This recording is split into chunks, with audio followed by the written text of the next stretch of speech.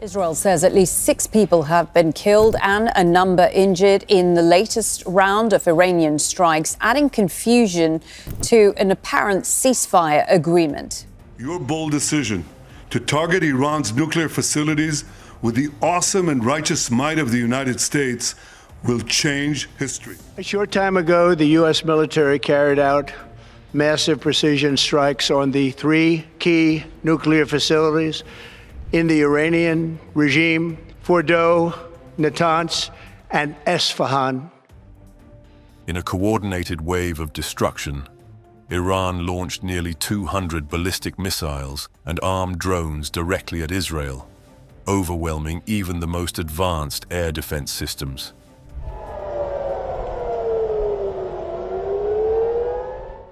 The attack, executed with precise timing and advanced weaponry, left 11 dead and more than 150 wounded. Kamikaze drones targeted radar stations and missile launchers, opening the way for a relentless missile barrage that pushed Israel's defenses to their limits. The US, caught off guard by what it believed was impossible, suddenly faced a new and dangerous reality. What the Pentagon did next would redefine air power forever. But how does a superpower miss the warning signs? American intelligence analysts had grown accustomed to a familiar playbook. Iran would act through proxies like Hezbollah or the Houthis, rarely risking direct confrontation. Life will become bitter for them, without doubt. They cannot think that they've hit us. This assumption shaped US strategy for years, keeping Iran's own military capabilities in the background. As a result, the possibility of a direct, high-volume strike went largely unexamined, and critical warning signs slipped under the radar. While Washington's focus stayed fixed on proxy groups, Iran's missile and drone programs evolved rapidly.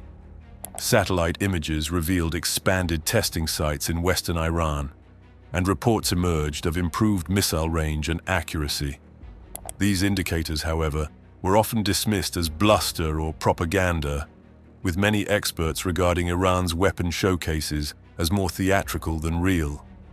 This mindset, rooted in past patterns, allowed the preparations for Operation Honest Promise 3, a coordinated wave of more than 370 missiles and drones, to unfold in near-complete secrecy.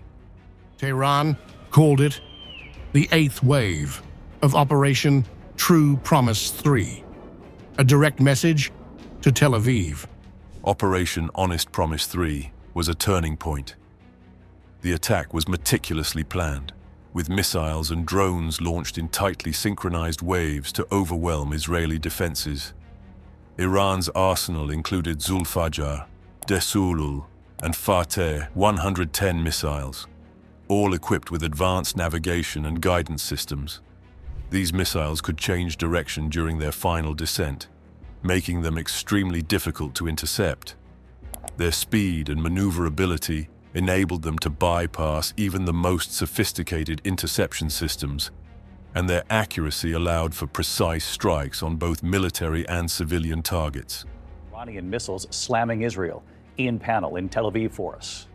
The Iranian strategy went beyond just missile technology. The first wave of the assault involved a new generation of kamikaze drones.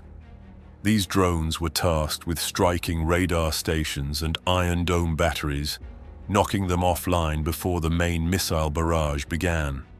According to reports, the Islamic Republic has successfully tested a new kamikaze drone called the Mirage 532.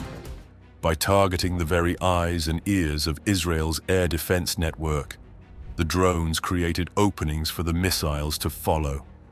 This two-stage approach left Israel's defenses saturated and unable to respond effectively. The impact was immediate and devastating.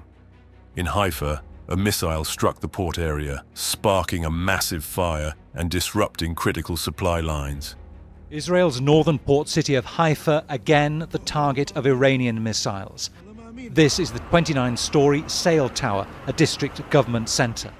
In Tel Aviv, 2 missiles bypassed defenses and hit civilian neighborhoods, causing structural damage and chaos as emergency services struggled to respond. At the Ramit David Air Base, 3 missiles landed inside the perimeter, damaging hangars and supply infrastructure. The attack not only inflicted physical damage but also shook public confidence and challenged the core of Israel's national security. As sirens faded, a different alarm sounded in the Pentagon. US officials faced a crisis that exposed the limits of their intelligence and the vulnerabilities in their assumptions. For hours, military and intelligence leaders worked to piece together how Iran had achieved such a complex and successful operation. The realization set in quickly. This was not just an isolated military breach, but a strategic shock that required a complete reassessment of regional security. In the aftermath, it became clear that Iran's direct strike had upended the established order. The US could no longer rely on old playbooks or previous assumptions about deterrence. The challenge now was to respond with speed and precision, to restore balance and send a message that such a breach would not go unanswered. The next steps would demand a new level of technological and strategic resolve. The American response unfolded with a level of precision and technological sophistication rarely seen in modern conflict. The Pentagon's decision was immediate: neutralize Iran's nuclear infrastructure before it could become a renewed threat. This was not a mission for conventional aircraft or standard ordnance.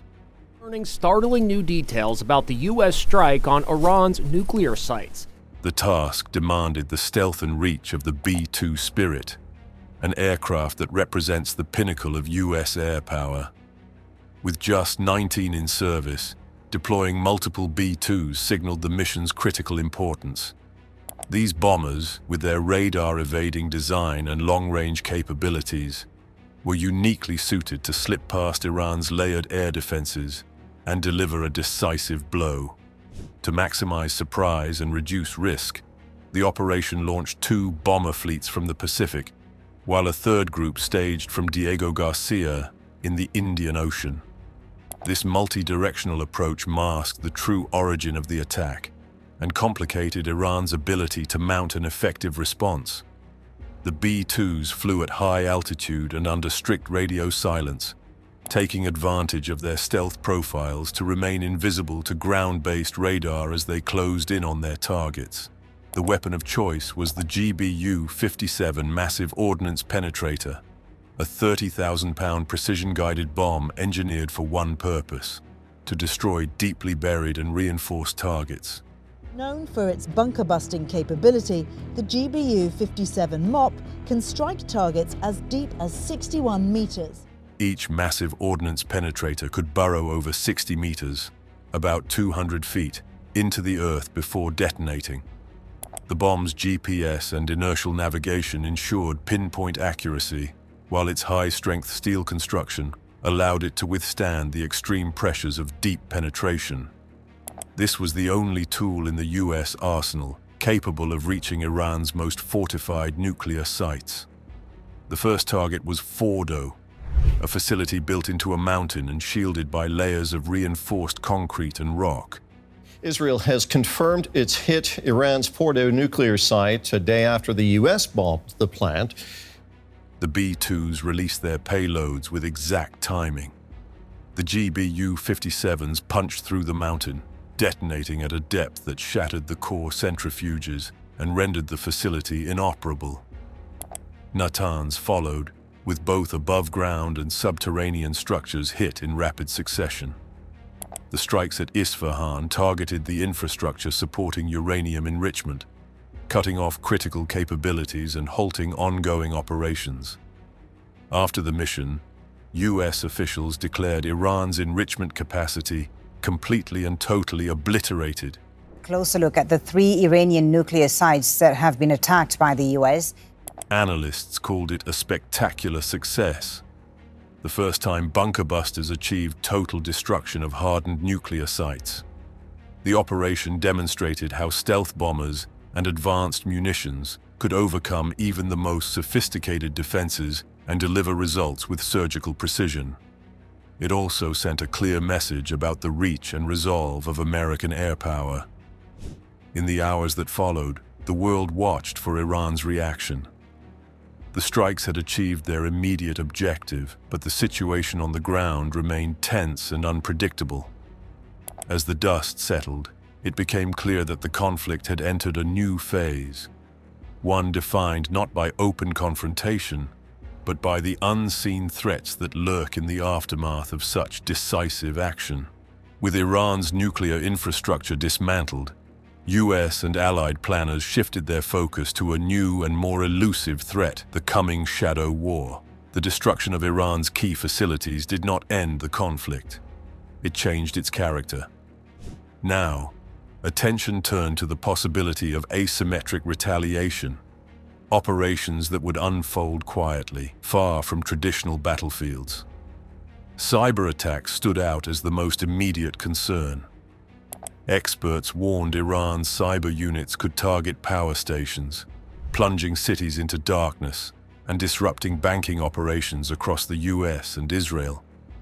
Analysts also highlighted the risk of coordinated attacks on financial institutions, which could trigger economic turmoil and undermine public confidence. The threat extended beyond digital targets. US agencies scrambled to guard against dormant cells in Europe and the US that might strike synagogues or diplomatic outposts. These sleeper cells, linked to Iran and Hezbollah, had the potential to launch attacks designed to instill fear and destabilize civilian life. In response, the US military initiated a rapid realignment of its defensive posture. PAC-3 Patriot missile systems, renowned for intercepting both ballistic missiles and drones, were swiftly redeployed to the eastern Mediterranean. Patriot batteries arrived in Cyprus and aboard carrier strike groups to shield both bases and civilian areas. This move signaled a clear intent. Every avenue of attack, whether from the air or underground, would be met with layered defenses. Air power also played a central role in this new phase. F-22s and A-10 repositioned across Jordan, Iraq, and the UAE formed a rapid response network, melding stealth air superiority with close air support. This network allowed American forces to reach potential hotspots within minutes, providing a flexible deterrent against any sudden escalation. The goal was not just to react, but to make clear that any strike, whether by drone, missile, or covert cell, would be met with overwhelming force. Allied cooperation became more vital than ever. Intelligence sharing agreements with Israel and European partners expanded, allowing real-time monitoring of Iranian military movements and cyber activity. Israeli satellites tracked launch sites in western Iran, while European cybersecurity teams worked to identify and neutralize digital threats before they could materialize. Drones and surveillance assets watched for signs of sleeper cell activation or covert logistics, providing a crucial early warning capability. Despite these measures, uncertainty remained. Iran's asymmetric strategy relied on unpredictability. Sleeper cells could remain dormant for years, and cyber attacks might strike without warning or attribution. The US and its allies faced a contest not just of strength, but of vigilance and adaptability. Every defensive move was matched by the need to anticipate new forms of aggression, ones designed to exploit the very openness and complexity of modern societies. With defenses realigned and alliances strengthening, the US prepared for a war fought in shadows as much as skies. This preparation would test not only military readiness, but the ability to adapt to a conflict where information, speed, and precision would determine the outcome.